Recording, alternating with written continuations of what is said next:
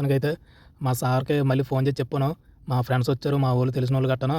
అయినా car start అవుతలేదండి అని చెప్తే, ఇదిగోండి మొత్తం మళ్ళీ బ్యాటరీ వైర్‌లనేది తెచ్చాడు. ఆయనొచ్చాడు, మా సారొచ్చి మొత్తం ఆయన కార్‌కి, నా కార్‌కి బ్యాటరీ కనెక్షన్ ఇచ్చినా కూడా మరైతే బ్యాటరీ డెడ్ అయిందో, మరి ఇంజిన్ ప్రాబ్లమో తెలీదు గానీ స్టార్ట్ అయితే అవ్వలేదు కారు. ఇది మొత్తం ఇక్కడే పార్కింగ్‌లో పెట్టేసి ఇంటికైతే వెళ్ళిపోదాం అనేసి అన్నారు. కొత్త బ్యాటరీ తీసుకొచ్చి పెట్టినా కూడా బండనేది స్టార్ట్ అవ్వలేదు. స్కూళ్ళు, కాలేజీలున్నాయి. మరి కారు ఎలాగో ఏంటో చూడాలి. ఇటువంటి సిచ్యువేషన్‌లు కూడా ఉంటాయండి. సడన్‌గా కార్లనేది ఇలాగా ఆగినప్పుడు టెన్షన్ పడకుండా అక్కడే మనం కార్ పార్కింగ్ చేసేసి సార్‌లకి ఇన్ఫార్మ్ చేస్తే సరిపోతది.